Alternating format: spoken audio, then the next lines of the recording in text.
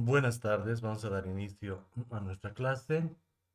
El día de hoy vamos a trabajar los conceptos de solubilidad en el caso de moléculas orgánicas y ya vamos a entrar a propiedades químicas que implicarían la ruptura de enlaces, existiendo dos tipos, las rupturas homolíticas y heterolíticas. Entonces, hasta solubilidad ya vamos a manejar el tema de propiedades físicas y luego vamos a entrar ya con ruptura y formación de nuevos enlaces a lo que se denominaría de aquí en adelante reactividad y por lo tanto propiedades químicas.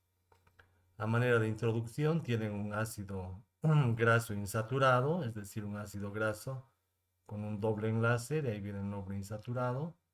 Ácido porque tiene el grupo COOH y porque tiene una cadena bastante larga de eh, átomos de carbono y átomos de hidrógeno. Cuando se van a juntar dos ácidos grasos, van a tratar de poner, si se fijan, esta es una parte no polar, porque solo son átomos de carbono e hidrógeno, y esta es la parte polar. Entonces, para que estén solubles entre sí, los ácidos grasos van a juntar sus partes no polares y a su vez la parte polar de un ácido graso se va a unir con la parte polar de otro ácido graso. Entonces ya van a ir viendo acomodos de moléculas cuando vean estructuras o cuando vean también algunos temas de solubilidad. Bien, cuando hablamos de solubilidad hay un aforismo y el aforismo dice lo semejante disuelve a lo semejante. Para nuestro caso, lo polar disolverá a lo polar y lo no polar será disuelto en lo no polar. Eso va a significar este aforismo. Entonces no podemos pretender solubilizar moléculas no polares en moléculas polares, porque siempre deben ser semejantes para que puedan disolverse. Entonces ahí tienen los compuestos polares, se disolverán en solventes polares y los compuestos no polares lo harán en solventes no polares. ¿Cómo se disuelve un compuesto polar en agua? Ya deben saber que el agua es una molécula polar, por todo lo que hemos trabajado, con un oxígeno con carga negativa y sus hidrógenos con carga positiva. Por supuesto, acá estarán los pares de electrones, pero todo esto representa carga negativa y los hidrógenos carga positiva. Entonces el agua se acercará a una molécula polar, a la parte positiva de una molécula polar con su carga negativa para que haya atracción de cargas. Entonces la parte negativa a la positiva y el agua también se acercará, pero esta vez con la carga positiva, es decir, los hidrógenos, a la carga negativa de una molécula. Entonces las moléculas se van acomodando para ir disolviéndose. Por ejemplo,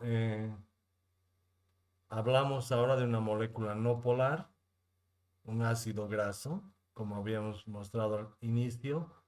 Un ácido graso no es otra cosa que un ácido carboxílico, pero con una gran cantidad de átomos de carbono e hidrógeno. Entonces acá hay uno, 2, 3, 4, etcétera.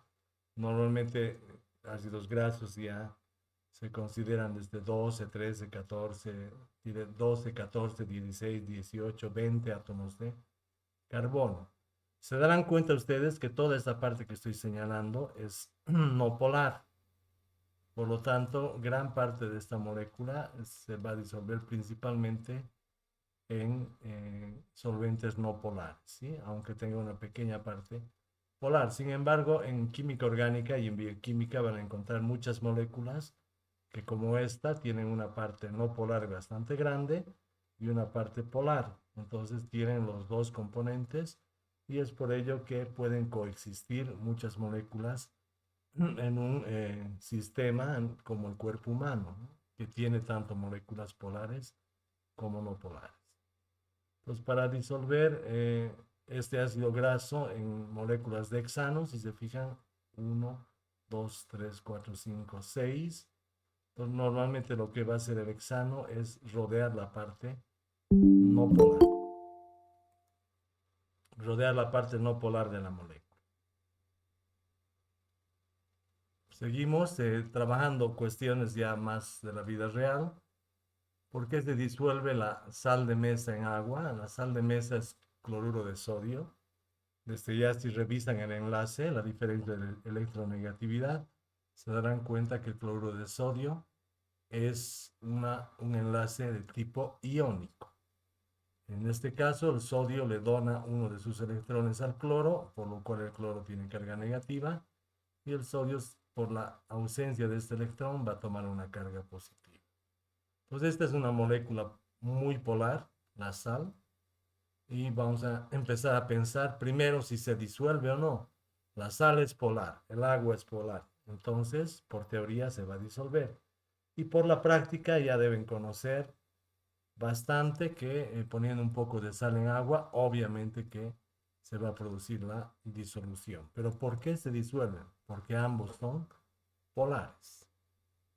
¿Sí? La sal es polar y el agua es polar con una carga negativa sobre el oxígeno y cargas positivas sobre los hidrógenos y por lo tanto lo semejante disuelve lo semejante. Entonces este es el principio.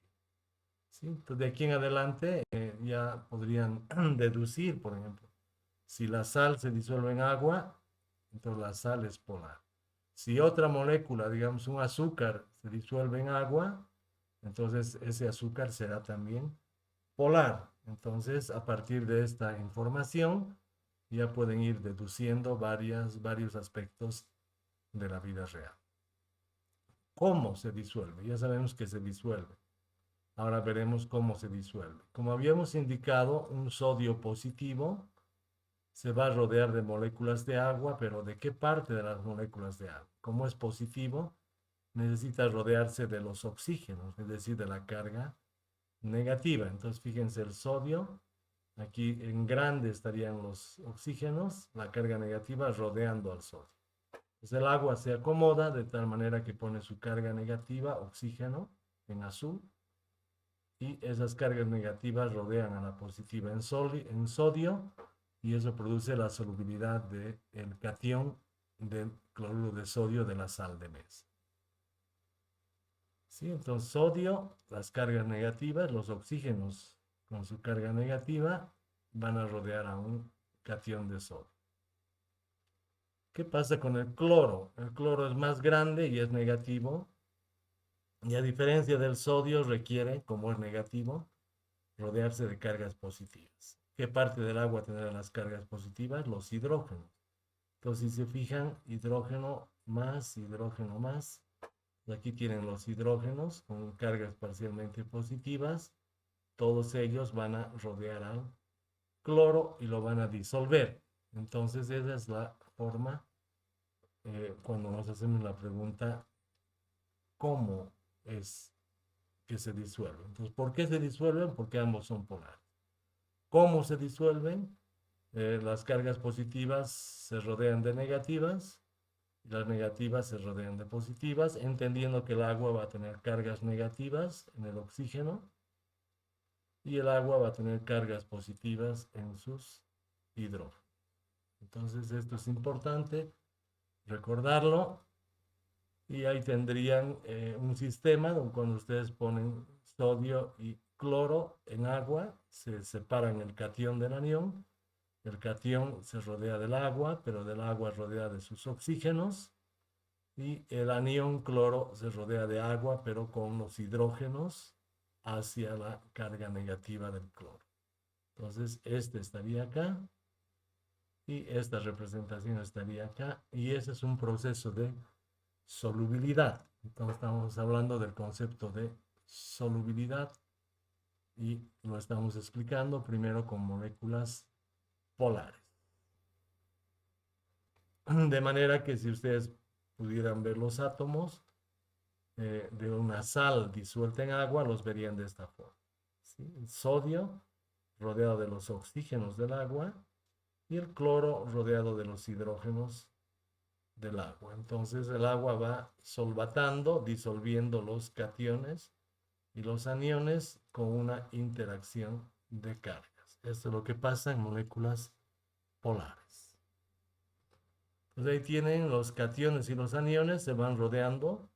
Los aniones con los hidrógenos, los cationes con los oxígenos. Pueden ver un poquito la animación. Y van a ver que el agua se mueve de diferente forma frente a un cation o frente a un anión para poder disolver. Y eso es lo que pasa cuando ustedes van echando sal a una olla, por ejemplo, y lo agitan un poquito. Entonces la sal desaparece, se disuelve y se solvata de esta forma. ¿Sí? Las moléculas de agua las rodean al catión con sus oxígenos y al anión con sus hidrógenos y se produce la solvatación de un soluto polar en un solvente polar como el agua. ¿Preguntas hasta acá? ¿Ninguna? Bien, entonces ya vamos trabajando estos conceptos. Fíjense ya la aplicación. Cuando ya conocen la estructura molecular, ya saben si es polar o no es polar, y además conocen los tipos de fuerzas intermoleculares, ya podemos saltar a estos aspectos prácticos. Y lo primero que hemos visto es el concepto de solubilidad y cómo un soluto polar como el cloruro de sodio puede disolverse en un solvente polar como lo es el agua.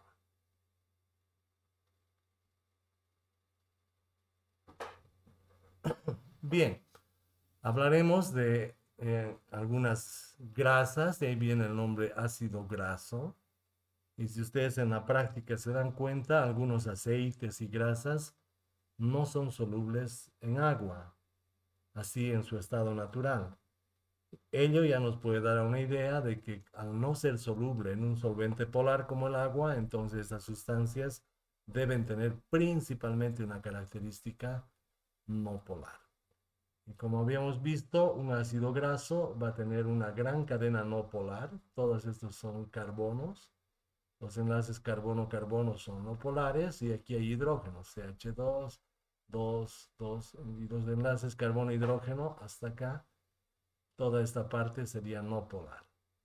Entonces tengo un componente no polar de mi ácido graso, que es el más grande, y tengo un componente polar, como hemos visto, ¿no? Un ácido carboxílico, COOH, sería polar.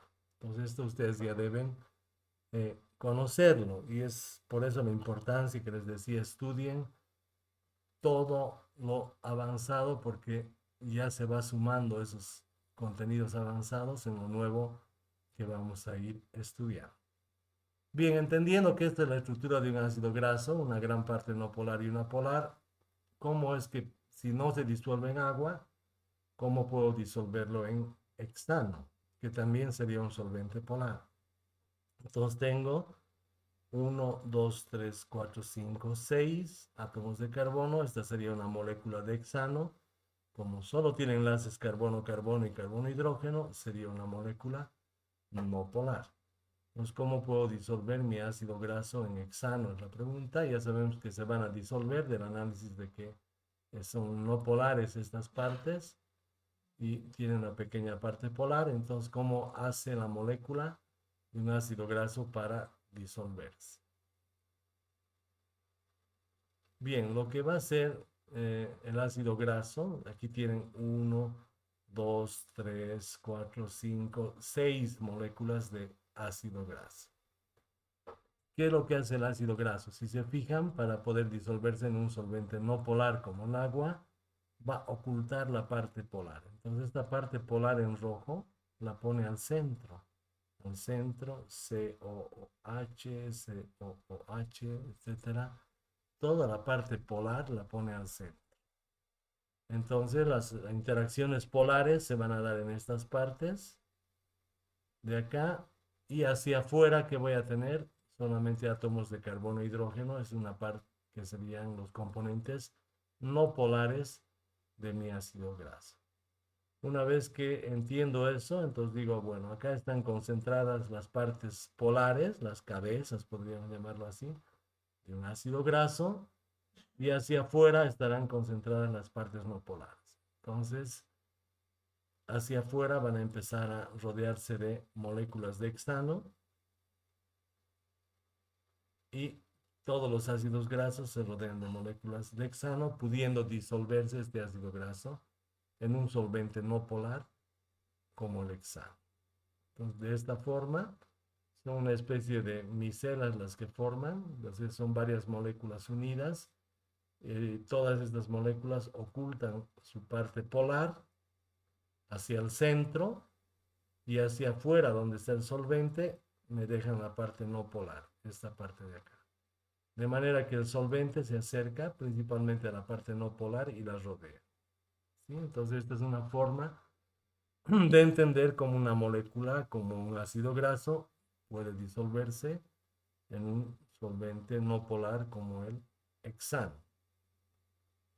Eso es lo que pasará seguramente cuando tengan ustedes una grasa cualquiera, y esa no salga de la mano simplemente con agua, que es polar, y cuando usen un poco de gasolina para retirar la grasa de la mano inicialmente, entonces sí pueden limpiarse la parte grasa, porque la gasolina prácticamente es hexano, heptano, octano, nonano, que tendría el mismo comportamiento. Entonces la grasa ocultará su parte polar al centro y se disolverá en gasolina porque está exponiendo su parte no polar hacia afuera. Entonces, de esta manera, la gasolina también podrá disolver alguna sustancia grasa. Entonces, acá tenemos el sólido no polar. En algún caso, esta es otra diferencia. Aquí podría tener un soluto no polar, no necesariamente con un COOH, sino directamente con una cadena hidrocarbonada y un disolvente no polar, que podría ser el tetracloruro de carbono. Y cómo yo puedo disolver, por ejemplo, un ejemplo se me ocurre, cadenas largas como de vaselina en tetracloruro de carbono. Entonces la vaselina no polar se rodeará de moléculas de tetracloruro de carbono y de esta forma pueden disolverse, pero siempre entre no polares. Entonces acá ya es importante, ¿no? A veces hay la tendencia a hablar solamente del agua como solvente. Está bien, el agua es un solvente polar, pero ya vamos entendiendo que hay también solventes no polares, como el hexano, el heptano, el octano, el tetracloruro de carbono y otras sustancias que podemos empezar a conocerlas como solventes no polares. Bien, preguntas hasta acá. Ninguna. Bueno, entonces, alguna vez, y si no lo han hecho, sería bueno que lo prueben. ¿Por qué no se disuelve hexano en agua? Si ustedes no tienen hexano, pueden tomar un poquito de gasolina, unos cuantos mLs, y verterlo sobre agua. ¿Qué va a pasar? Van a haber dos fases, no se va a disolver. Eso lo pueden experimentar, al igual que cualquiera puede disolver sal en agua, azúcar en agua. Entonces, ¿qué pasa cuando pongo gasolina en agua? O cuando pongo aceite en agua. No hay una disolución, ¿verdad? ¿Por qué no hay una disolución? Eso está muy claro. El agua sería polar, una molécula polar, y normalmente el hexano, algunas grasas, aceites, van a tener una naturaleza principalmente no polar. Entonces, en este caso, ¿por qué la gasolina no se disuelve en agua? Porque tengo, por un lado, agua que es muy polar y que va a interactuar entre las propias moléculas de agua. Entonces, el agua prefiere interactuar en sus cargas con las mismas moléculas de agua, incluso realizando puentes de hidrógeno. Y en la capa superior vas a tener gasolina, que podría tener hexano, en este caso es hexano, ¿no? Todas las moléculas de hexano que interactúan entre sí. Entonces, ¿qué habría acá? Fuerzas de Van der Waals. Entonces, entre ellas prefieren interactuar con fuerzas de Van der Waals.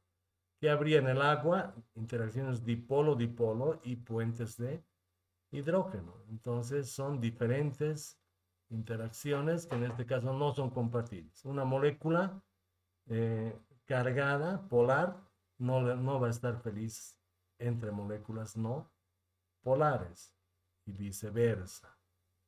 ¿Sí? Entonces hay incompatibilidad entre las moléculas y por eso no hay una disolución. Entonces el agua es polar, el hexano es no polar. Para ustedes, si quieren, en un experimento podrían poner agua abajo, gasolina arriba y se van a producir dos fases porque las moléculas polares prefieren interactuar entre sí y las no polares prefieren interactuar entre sí y no juntarse entre ambas.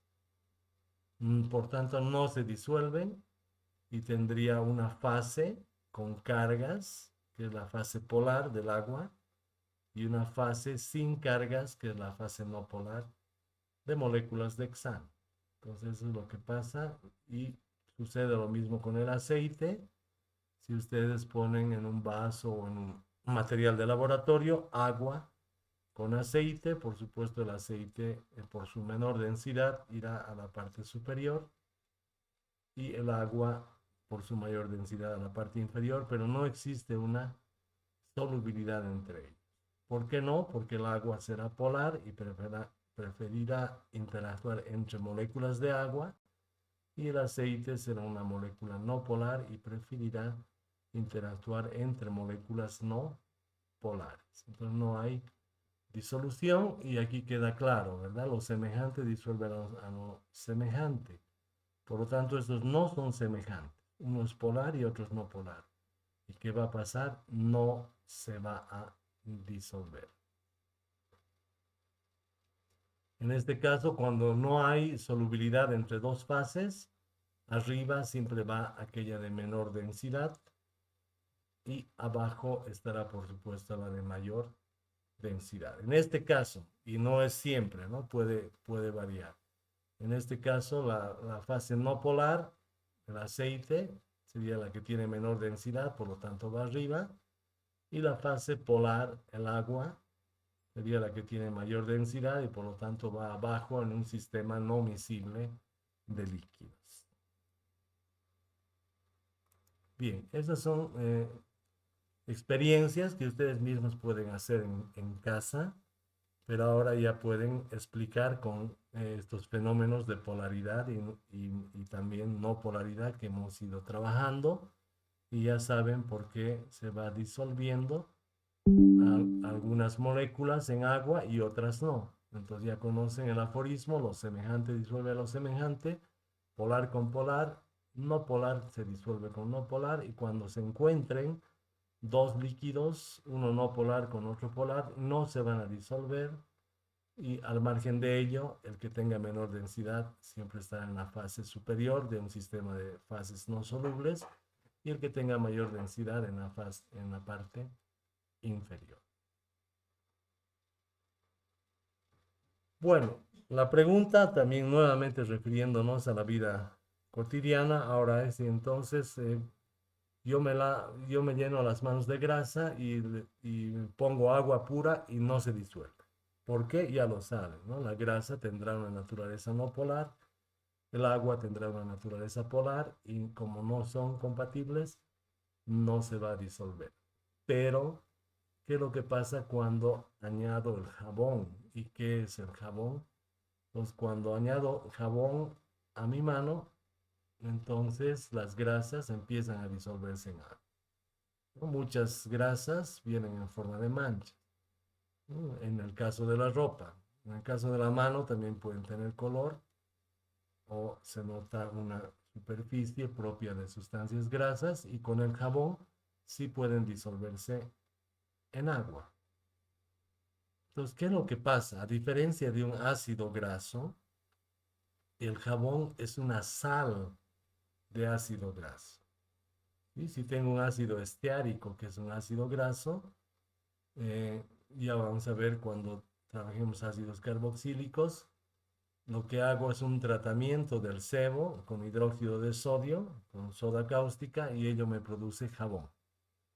Entonces el jabón va a ser una cadena también no polar, que muchos le denominan hidrofóbica, ya entenderán por qué. Fobia, aversión al agua, ¿por qué? Porque es no polar. Entonces esta parte no polar no le va a gustar el agua. Sin embargo, ahora tiene ya no el COOH, simplemente que tenía cargas parcialmente positivas y parcialmente negativas, y no tiene cargas netas.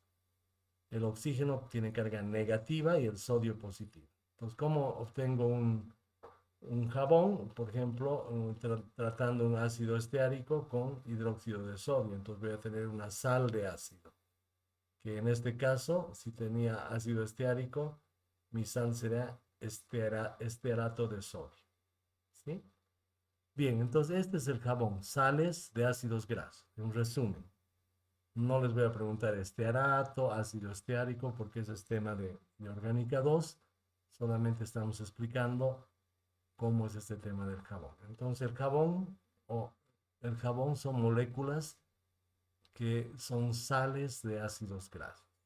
Y la característica de las sales es que tienen carga y que por lo tanto esta parte se vuelve más polar que en la de un ácido graso. Entonces un ácido graso tiene una parte polar, pero la sal de ácido graso tendrá incluso enlaces iónicos que harán más polar esta parte. Entonces este es muy polar en un jabón, la cabeza hidrofílica es muy polar, hasta el punto de tener un enlace iónico.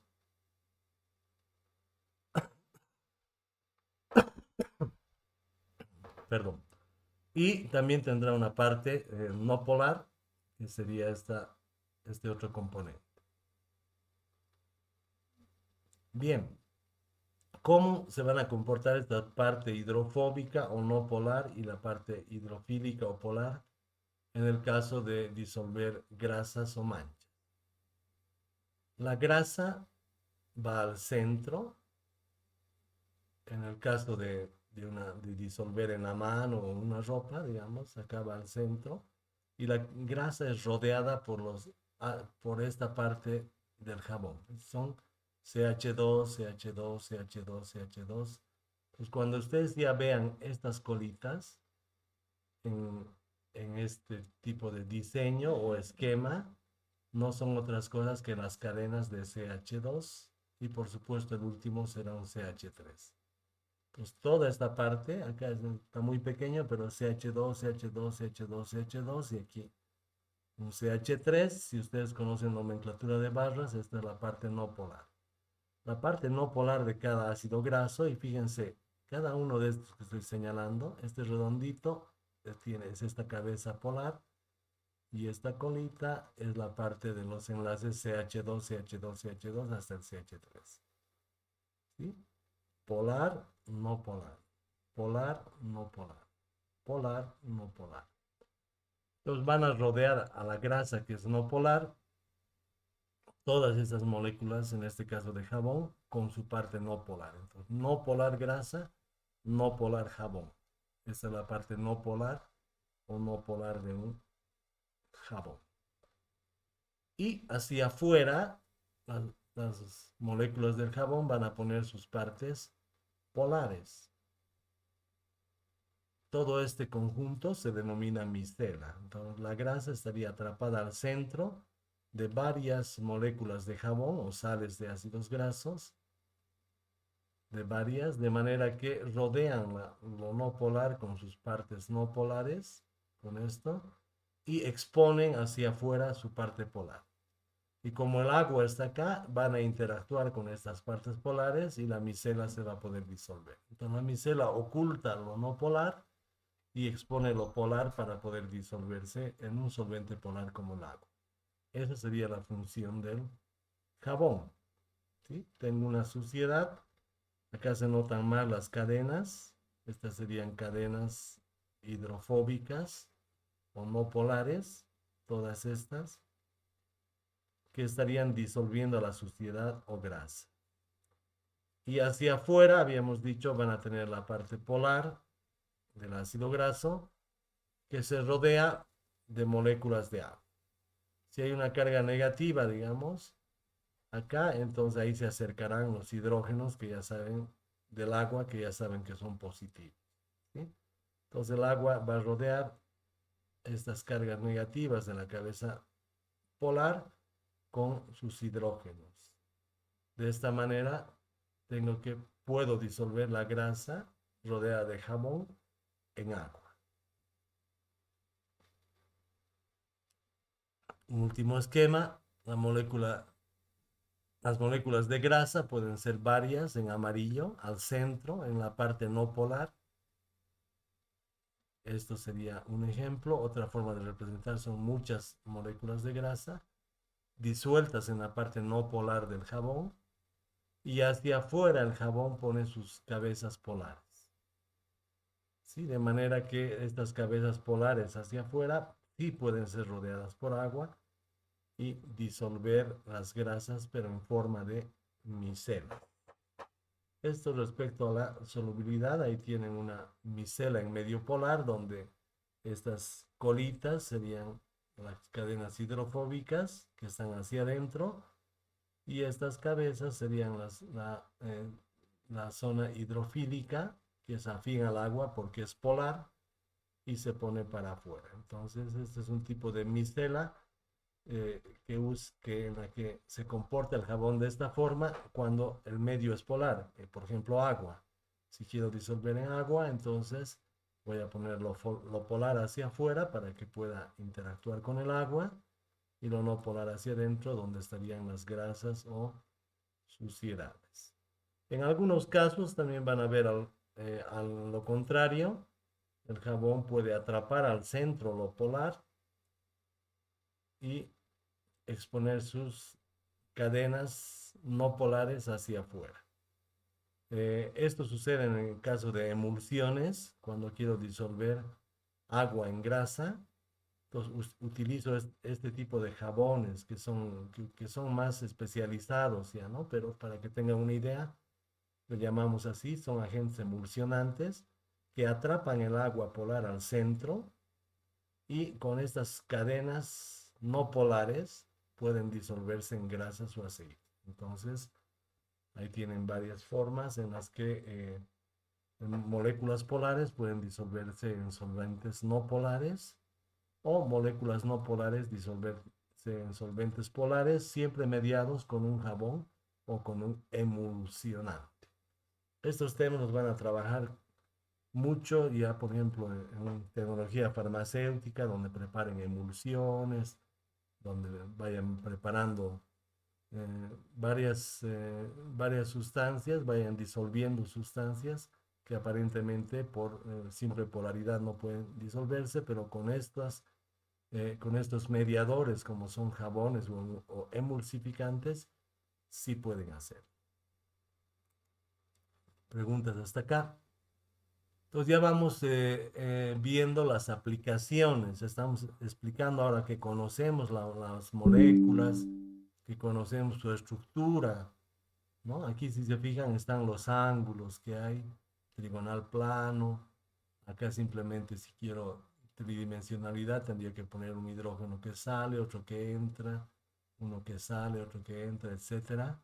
Entonces esto ya implica un conocimiento, ¿sí? Una estructura tridimensional implica un conocimiento de aquello que es polar, de aquello que no es polar, el por qué, y las aplicaciones múltiples son estas. Entonces ahí verán cómo ya empiezan a utilizar la química orgánica como una herramienta para describir fenómenos de la vida cotidiana.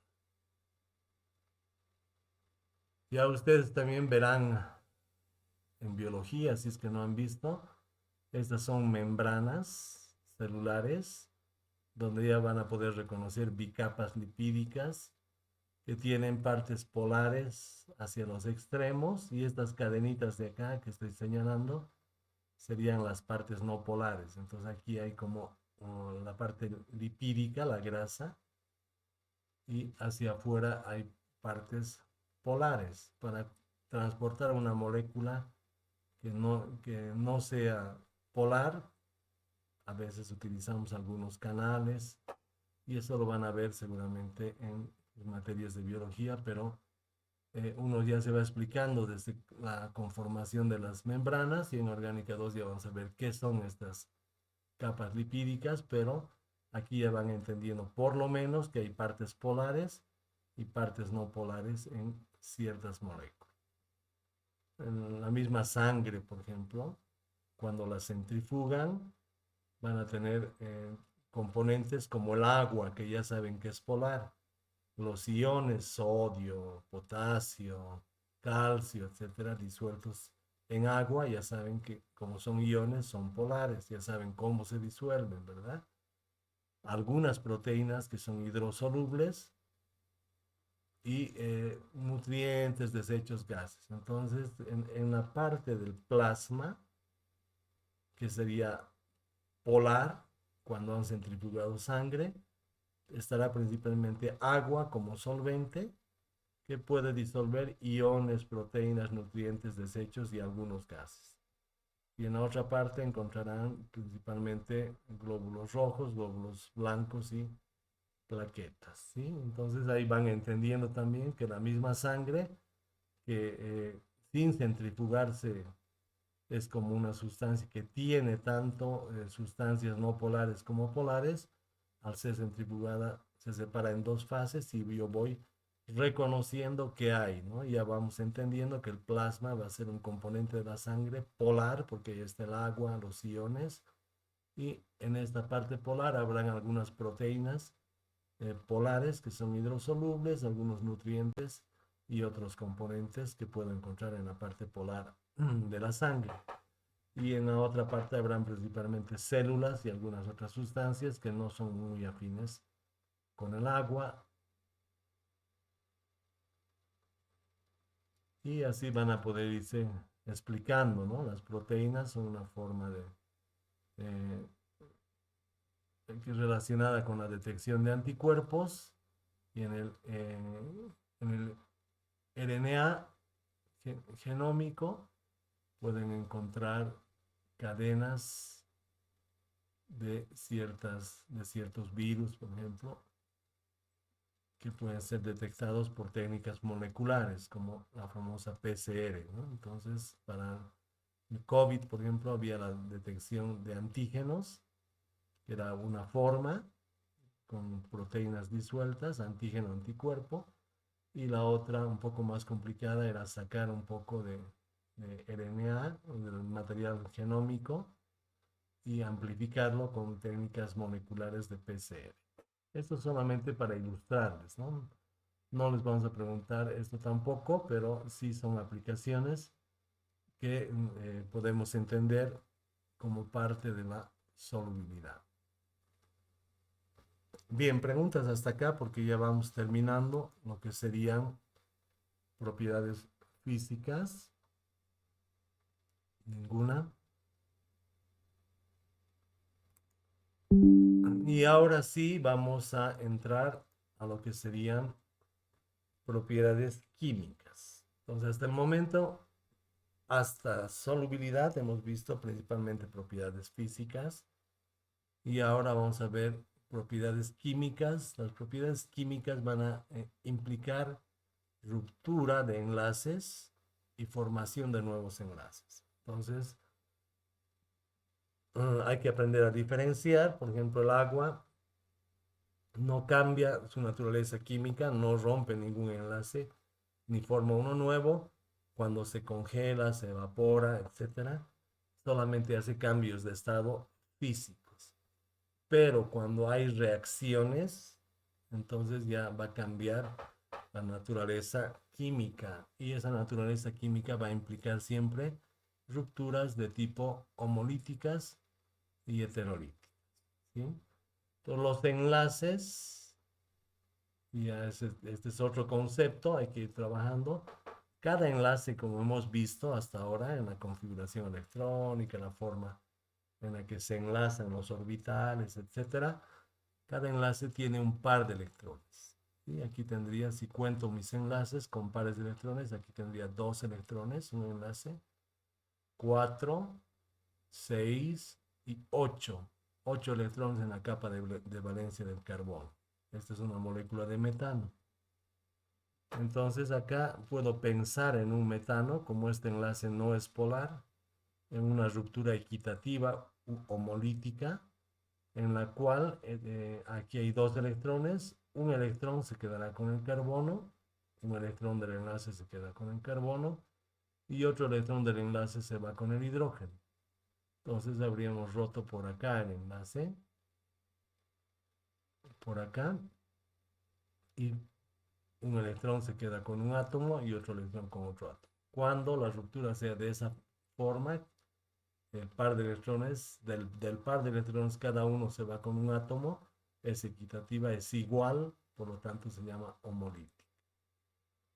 En cambio, aquí tengo un cloruro de etilo o 1-cloroetano, como quieran verlo, van repasando su nomenclatura de paso. Entonces, si yo pienso en la ruptura de este enlace carbono-cloro y entiendo que el enlace carbono-cloro tiene dos electrones, en este caso por la electronegatividad, el cloro puede llevarse el par de electrones, ¿sí? Estos dos electrones eran el enlace y al romper acá, el cloro se lleva el par de electrones y el carbono se queda sin su electrón, por lo tanto va a tener carga positiva.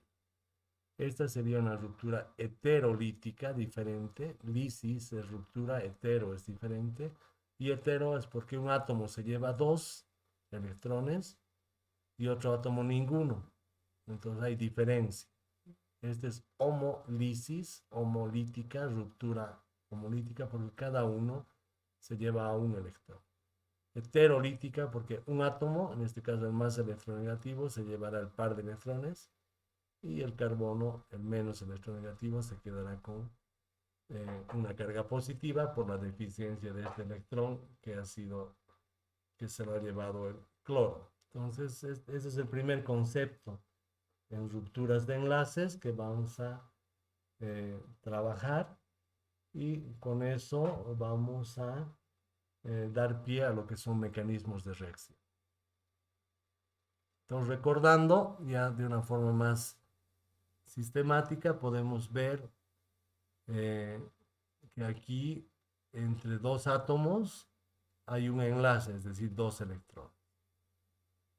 Y que nosotros podemos romper este enlace de forma homolítica, es decir, un electrón para cada átomo del enlace. Este electrón se queda con A y este electrón se queda con B, y ese es el primer concepto, ¿sí? Cuando vean este tipo de rupturas, que cada átomo se queda con un electrón, se trata de una ruptura homolítica. ¿Cómo se van a llamar los átomos o moléculas con un electrón? Se van a llamar de aquí en adelante radicales libres. Y estos radicales libres son muy inestables y quieren reaccionar, pero rápidamente, para volver a su estado del octeto.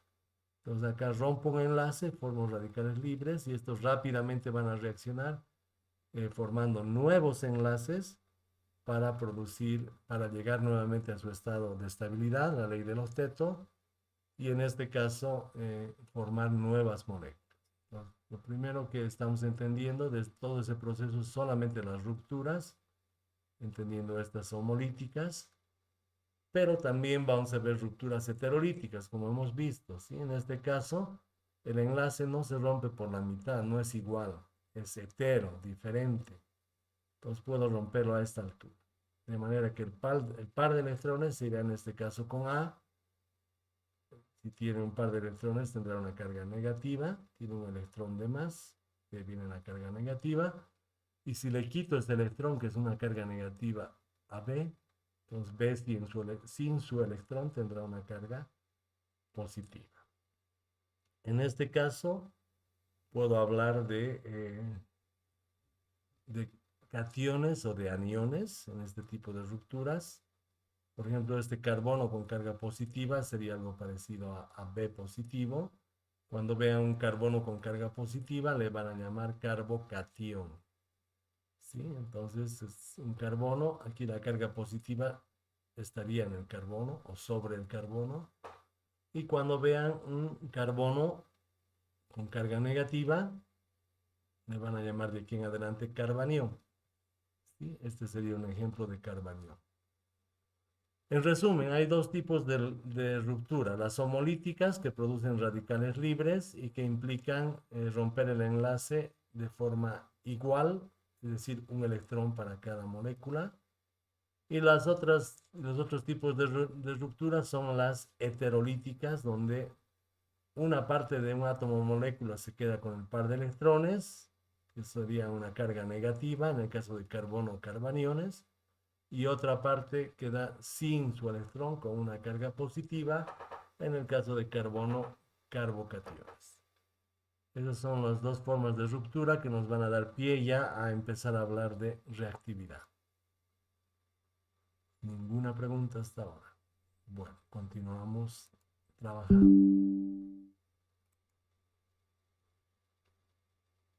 Entonces nos podemos preguntar qué es lo que pasa, por ejemplo, cuando reacciona metano con cloro en presencia de radiación ultravioleta.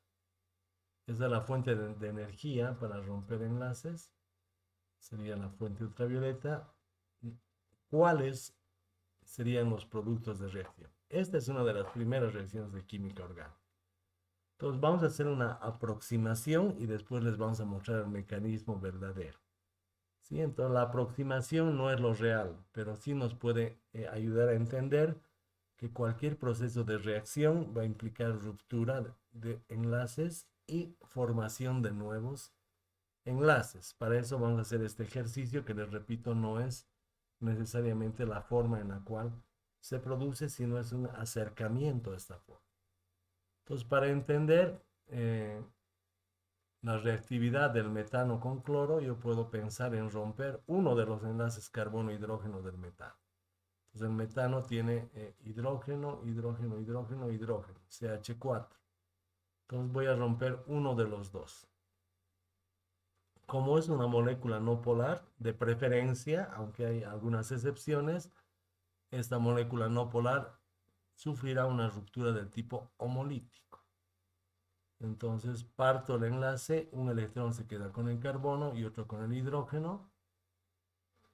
Esto sería una suposición, no va a pasar exactamente igual, pero va a haber algo parecido. Por lo menos cuando veamos el mecanismo de esta reacción ya vamos a reconocer los radicales libres. En este caso, carbono con un electrón se denomina radical libre. Y puedo romper la otra molécula, el cloro. Ya saben que el cloro es no polar, por lo tanto, de preferencia, la ruptura va a ser homolítica, es decir, cada cloro se llevará un electrón y formaré dos radicales cloro, ¿sí? Este cloro con este electrón sería este, y este cloro con este electrón sería este. Hasta acá, un ejercicio de aproximación de lo que serían rupturas para hablar de reactividad. Una vez que hemos roto enlaces, el siguiente paso para una reacción química sería la formación, pero de nuevos enlaces. No me sirve de nada enlazar este electrón con este electrón para obtener otra vez mi metano, o enlazar este electrón con este electrón para obtener nuevamente el cloro molecular. Entonces, en este caso voy a buscar nuevos enlaces. ¿Cuáles serían los nuevos enlaces? Por ejemplo, puedo enlazar este electrón con este electrón para obtener un halogenuro de alquilo, cloruro de metilo. Este con este sería un nuevo enlace. Y puedo enlazar estos dos para obtener ácido clorhídrico. Entonces, el resultado de la reacción CH4 más cloro molecular en presencia de radiación ultravioleta, efectivamente en la práctica sería un halogenuro de alquilo más ácido clorhídrico. ¿Cómo puedo llegar a este resultado? Pensando en ejercicios de romper enlaces y de formar nuevos enlaces. Y ya cuando hablemos con detalle y lo que realmente pasa en esta reacción, este proceso de romper enlaces y de formar nuevos enlaces se va a denominar mecanismo de reacción. ¿Sí? ¿Preguntas hasta acá? Ninguna. Bien, en resumen, ¿qué habríamos hecho a través de este ejercicio de romper enlaces y formar nuevos enlaces? Hemos logrado predecir cuál sería el resultado de esta reacción. Entonces, la primera reacción de química orgánica que van a ver es metano más cloro molecular en presencia de radiación ultravioleta. ¿Y eso qué me dará? Cloruro de metilo más ácido clorhídrico. Memorizar esto es complejo, pero si ustedes hacen el proceso de romper y formar nuevos enlaces, van a obtener directamente estas moléculas. Este proceso de romper enlaces y de formar nuevos enlaces se va a llamar de aquí en adelante mecanismo de reacción. Perdón. Entonces, ¿qué les acabo de decir? Una reacción de química orgánica, metano más cloro, en presencia de luz ultravioleta, para nuestro caso, nos va a dar un halogenuro de alquilo, cloruro de metilo o clorometano, como quieran llamarlo, más ácido clorhídrico o cloruro de hidrógeno, que es exactamente lo mismo que hemos obtenido rompiendo y formando nuevos enlaces. Entonces, de eso se trata. Le estamos dando una pequeña introducción para que entiendan que la reactividad va a implicar rupturas de enlaces, pero también formación de nuevos enlaces. En este caso, cuando tengan en la ruptura, tengan un tipo de ruptura homolítica, ya saben que van a formar radicales libres. Un átomo o una molécula con un electrón se llama un radical libre, es una molécula muy inestable que rápidamente quiere reaccionar, ¿no? Si aquí es roto para formar dos radicales libres, estos rápidamente van a querer reaccionar para volver a formar moléculas estables como halogenuros de alquilo y ácido clorhídrico. Una animación, aquí hay una ruptura homolítica, un radical cloro, va a formar ácido clorhídrico y me deja un radical del carbono, un radical metilo, que se une con otro cloro. Esta es otra aproximación todavía, y luego ya vamos a ver un mecanismo de reacción completo para una reacción de, en este caso, metano con cloro. Entonces el cloro se rompe, forma un radical se une con hidrógeno, me queda un radical metilo y el radical metilo se une con el otro cloro. Es más o menos el ejercicio que habríamos visto anteriormente, y estas son parte de los mecanismos de reacción en química orgánica. Estos mecanismos de reacción van a tener diagramas de energía que los vamos a explicar con calma. Entonces, la ruptura del enlace carbono-hidrógeno por un radical va a requerir esta energía. Necesito toda esta energía. Entonces, toda esta energía hasta acá necesito para romper un enlace carbono-hidrógeno, ¿no? Entonces, el cloro radical se estará llevando este hidrógeno y me estará formando el radical metilo. Y el radical metilo reaccionará con un cloro para formar un halogénuro de alquilo con un radical. Entonces, hasta acá vamos a llamarlo después, esta energía que necesito para romper este enlace carbono-hidrógeno, energía de activación, que me va a formar un radical libre, y el radical libre va a requerir otra energía de activación para unirse o para romper este enlace cloro-cloro y unirse formando un halogénuro de alquilo. Entonces, esta es una energía de activación. Son conceptos que vamos a ir trabajando, pero ya les voy mostrando un diagrama de energía, donde me muestran el desarrollo de la reacción y las energías que necesito para eso. ¿Cómo sería el desarrollo? El metano en un radical necesita una energía para obtener un radical libre, voy desarrollando, y el radical libre chocará con otro cloro para hacer un halogénuro de alquilo. Este cloro radical vendrá acá, chocará con otro metano, formará otro radical libre, el radical libre chocará con otro cloro, formará otro halogénuro de alquilo y tendré otro cloro que vendrá acá y repetirá el proceso hasta acabar con las moléculas de metano y con las moléculas de cloro, ¿sí?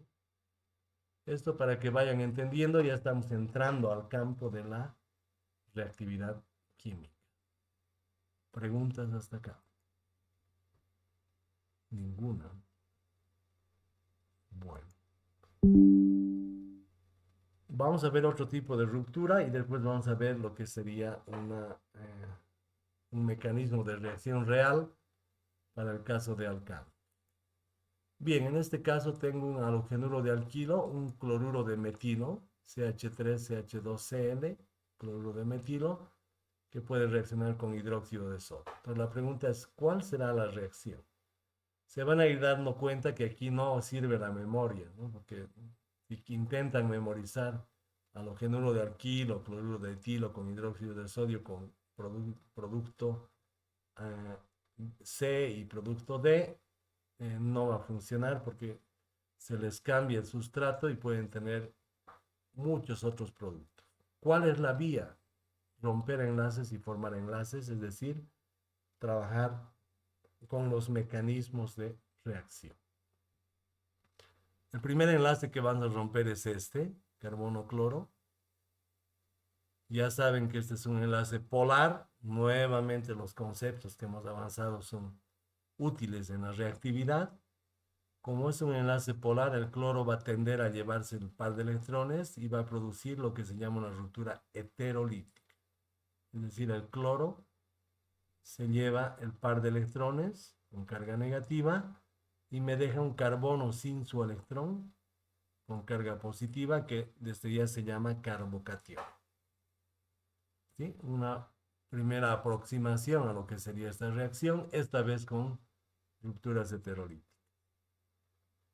De hecho, el hidróxido de sodio ya saben que está polarizado con un sodio positivo y un OH negativo, que están prácticamente rotos, casi sería en realidad un enlace iónico. ¿Sí? Bueno, entonces aquí como ya están rotos, lo único que hago es escribirlos como tal, un sodio positivo y el OH que se habría llevado los dos electrones de este enlace. Bueno, hasta acá la ruptura. ¿Y ahora qué tengo que hacer? Formación de nuevos enlaces. Bien, entonces voy a enlazar este carbocatión con el OH y voy a obtener un alcohol y voy a enlazar el cloro con el sodio teniendo cloruro de sodio. Y he terminado mi reacción. Puedo predecir a partir de la ruptura y de la formación de nuevos enlaces, puedo predecir qué puede darme esta reacción. En resumen, esta reacción que me estaría dando halogenuro de alquilo con hidróxido de sodio me va a dar un alcohol, etanol, más una sal, cloruro de sodio. De esta forma, con lo que se denominarían mecanismos, ustedes pueden ir deduciendo los productos de una reacción en química orgánica, que es la forma más técnica para lograr entender qué se forma cuando hay reacciones de química orgánica. La memoria no sirve, tienen que aprender los mecanismos de reacción. Entonces ahí tienen este ejemplo, vamos a ver el ejemplo de esta reacción. Aquí tienen un cloruro de etilo, el cloro negativo, el carbono positivo y tienen un OH. Se va a romper este enlace, el cloro se va a llevar la carga negativa y el OH va a formar un nuevo enlace con el carbono. Entonces aquí tengo el alcohol, OH, con dos carbonos, sería el etanol. Y tengo el cloro negativo que se va a unir con el cloro, con el sodio positivo. Y una animación de este tipo de reacción. Estas reacciones y sus mecanismos también van a tener energías, un diagrama de energías. Y aquí tengo, digamos, cómo se va a romper este enlace heterolíticamente. ¿Sí? ¿Cómo se rompe? Carbono positivo, carbocatión, halógeno, que se expresa como X, y X puede significar cloro, bromo, yodo, etcétera, todos los halógenos. Entonces, en este caso, cloro negativo, carbono, carbocatión. carbono positivo, carbocatión. Para formar un carbocatión requiero esta primera energía de activación. Toda esta energía para formar un carbocatión. Y este carbocatión se unirá con un halógeno. En este caso se unirá, perdón, con un OH en forma de nucleófilo. Requerirá otra pequeña cantidad de energía para ese proceso hasta llegar al producto final. Entonces vamos a ver con una molécula, solamente estamos dando una introducción a lo que serían las rupturas homolíticas y heterolíticas como tal, para que vayan teniendo una idea. ¿Sí? Aquí tengo un halogénuro de alquilo, este enlace se va a romper en forma heterolítica, el cloro se lleva la carga negativa y el carbono queda como carbocatión, carga positiva. El OH va a venir a formar un enlace con el carbono positivo y tengo un alcohol. ¿Sí? Y este cloro va a ir con el sodio para formar cloruro de sodio. Entonces acá tienen roto el enlace, el OH se va a unir al carbono para formar un alcohol y el cloro se irá con el sodio. Entonces simplemente esto es para que vayan viendo cómo existen mecanismos de reacción, existen diagramas de energía y esto vamos a explicar a detalle después. Solamente les estamos dando una primera imagen, un pantallazo de lo que serían mecanismos de reacción.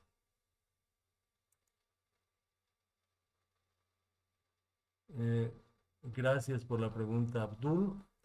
Esto no les vamos a preguntar todavía, pero ya es muy bueno preguntar. Nucleófilo, siempre vayan a la etimología de las palabras. Eh, núcleo es una carga positiva, porque los núcleos de los átomos tienen carga positiva. Y filos es afinidad, ¿no?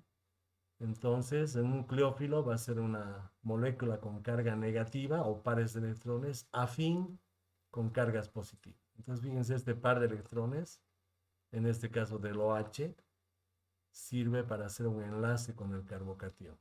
El carbocatión se enlaza con el nucleófilo. ¿Sí? Entonces, eso lo vamos a ver en posteriores capítulos, pero acá les estamos dando la idea. Pero si es que ya hay esa inquietud, maravilloso, ¿no? Entonces acá el OH es un OH con carga negativa, va a ser un nucleófilo, una molécula con afinidad por las cargas positivas. Entonces el OH en este caso va a poder eh, producir una reacción. Si se fijan, rompo esto. Aquí tengo el carbocatión y aquí va a aparecer un OH que sería un nucleófilo. OH con carga negativa que tiene afinidad por el carbono positivo y se enlaza. ¿Sí? Eso es un núcleo, que lo vamos a ver en el capítulo de halogénuros de alquilo. ¿Sí? Acá nuevamente, este es un nucleófilo que tiene afinidad por un núcleo o carga positiva y que se va a enlazar usando su par de electrones con el núcleo, con el carbocatión. ¿Sí? Ese sería un nucleófilo, pero no se preocupen, esto vamos a ver en el capítulo de halogénuros de alquilo. Primero vamos a ver alcanos y después recién halogénuros de alquilo. Pero muy buena la pregunta. Para cerrar esta clase, vamos a trabajar algo que ya hemos visto. Hemos visto la reacción metano más cloro en presencia de luz ultravioleta me daba cloruro de metilo más ácido clorhídrico. Esto no nos hemos inventado, hemos hecho con un probable, un acercamiento a un mecanismo de reacción. Pues ahora sí vamos a ver el mecanismo de esta reacción que se llama halogenación de alcanos. Es la primera reacción, la primera propiedad química que van a estudiar. Entonces, metano, molécula orgánica, cloro, que sería un halógeno, de ahí viene el nombre halogenación. Metano es un alcano, de ahí viene el nombre alcanos. Y vamos a ver el primer mecanismo de esta reacción. Es decir, el mecanismo es cómo se van rompiendo y cómo se van formando los enlaces. Perdón. Bien, entre el metano y el cloro, si bien no han avanzado físico-química, pero la entalpía de formación de este enlace es más pequeña que la de este enlace. Entonces, ¿cuál voy a romper primero? El enlace más débil, en este caso el cloro. ¿Con qué se rompe el cloro? Con luz ultravioleta. ¿Cómo se rompe? Se va a romper en forma homolítica porque el cloro es no polar. Pues ya hemos visto esto, hemos dicho un cloro se queda con un electrón, que se llama de aquí en adelante radical, cloro, y el otro cloro se queda con el otro electrón, entonces voy a tener dos radicales cloro con electrones de esta etapa que le vamos a poner como nombre iniciación. ¿Cómo se inicia la halogenación de alcanos? Con la ruptura homolítica del enlace cloro-cloro para formar dos radicales libres. Y eso se llama, de aquí en adelante, en el mecanismo de reacción, la etapa de la iniciación. Uno de estos dos, este, va a venir a reaccionar con el metano. ¿Sí? ¿Cómo? Va a chocar a cualquiera de los enlaces carbono-hidrógeno. ¿Sí? Este, hemos dicho, radical es una molécula muy inestable, con mucha energía, que va a ir a reaccionar a como dé lugar para dejar de ser radical. Entonces el cloro va a atacar este enlace y también lo va a romper homolíticamente, es decir, el electrón del hidrógeno con el electrón del cloro van a formar este enlace, ácido clorhídrico, hidrógeno con su electrón, cloro con su electrón, este electrón con este electrón van a formar este enlace y me va a dejar a este otro lado un radical metilo. ¿Por qué radical? Porque tiene un electrón. Bien, entonces estamos empezando lo que denominaríamos etapa de propagación. Esto sí ya es evaluable. Respecto a rupturas homolíticas, heterolíticas, este ya es un mecanismo de reacción y esto sí les puedo preguntar. Lo demás eran ilustraciones todavía para que se vayan dando cuenta.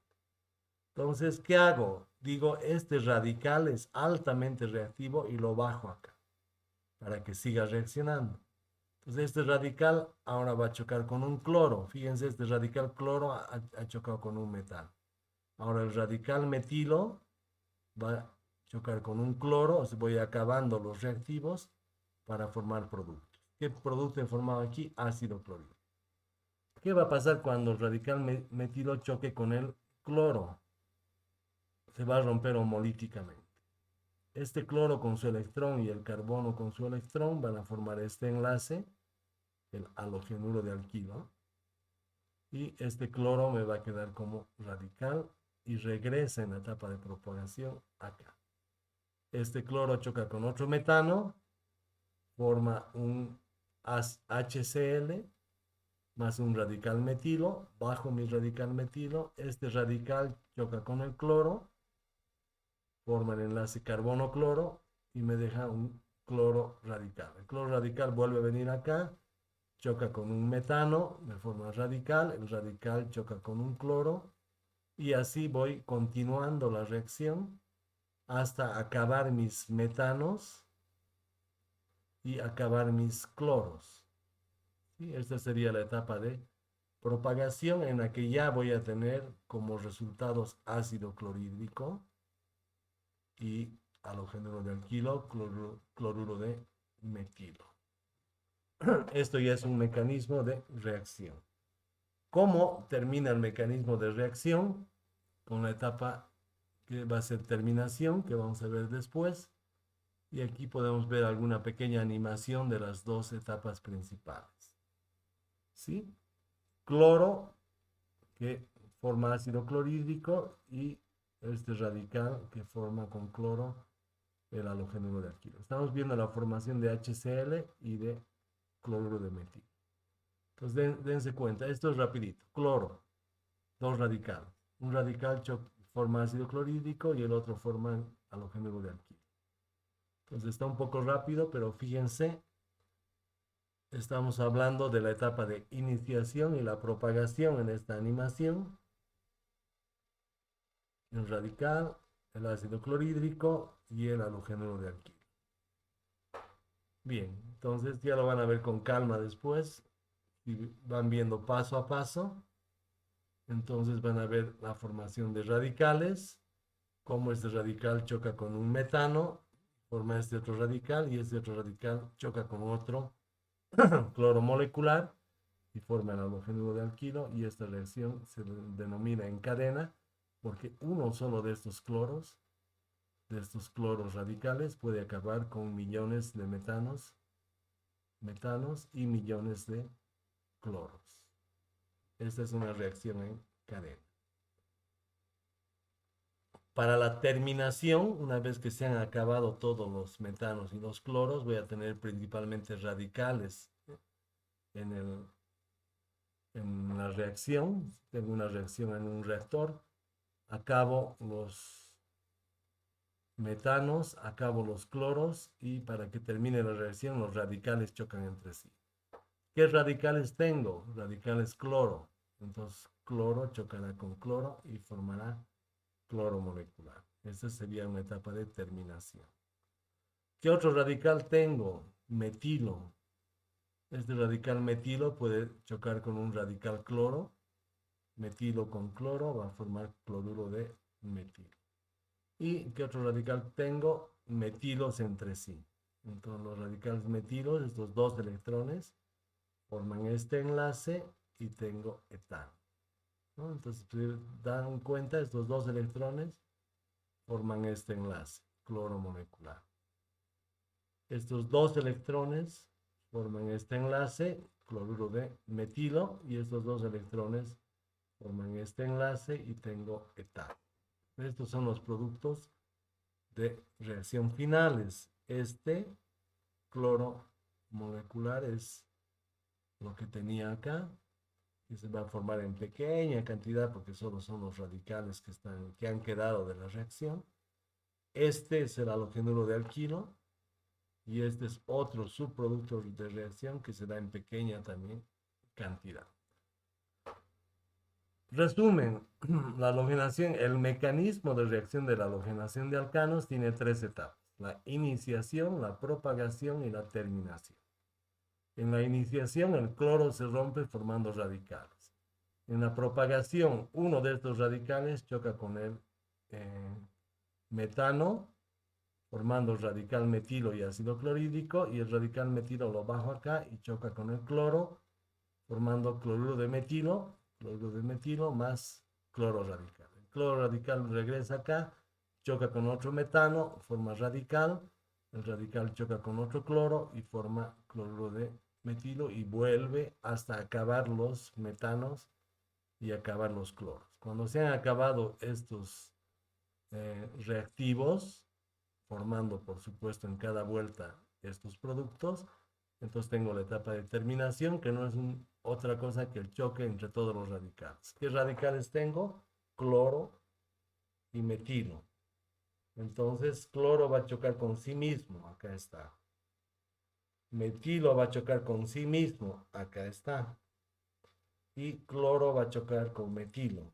Cloro con metilo, acá está. Son todas las probabilidades de choque entre los radicales, la etapa de terminación.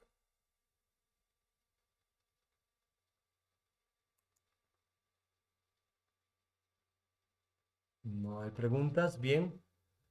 Bueno, como les he dicho, esta era una pequeña introducción. La siguiente clase ya vamos a entrar de lleno al tema de alcanos. Vamos a trabajar sus propiedades físicas, explicando con un poquito de lo que ya conocemos, las densidades, los puntos de fusión, los de ebullición, etcétera. Y vamos a entrar a su reactividad, lo que acabamos de ver, ¿sí? Los mecanismos de reacción de una halogenación de alcanos. Metano, halógeno, halogenación, halogénuro de alquilo y ácido clorhídrico. Y vamos a trabajar nuevamente todos estos conceptos, ¿sí? Vamos a trabajar los diagramas de energía ya a detalle, con la formación, por supuesto, de radicales libres. Y vamos a empezar a trabajar con halogenación de moléculas más complejas. La de metano era simple. y aquí tenemos un propano y lo estamos halogenando con bromo. Entonces ya no va a haber un solo producto principal, van a haber dos productos. Al mayoritario le vamos a llamar principal y al minoritario producto minoritario. Y vamos a explicar cómo es que se forma todo esto. ¿Sí? Se van a ir complicando, vamos a tener las etapas de iniciación, propagación, terminación, etcétera, ya como parte de la reactividad de alcanos. Eso para una siguiente clase, siempre les damos una pequeña introducción de lo que vamos a ver a continuación. Entonces la siguiente semana ya estaríamos viendo, si buscan en un libro o en internet, busquen halogenación de alcanos y en este caso vamos a ver la halogenación del metano, del propano y de moléculas aún más grandes, todas alcanos, alcanos lineales, alcanos cíclicos siendo halogenados con sus respectivos mecanismos de reacción y sus diagramas de energía. Bien, si no hay más preguntas, vamos a ir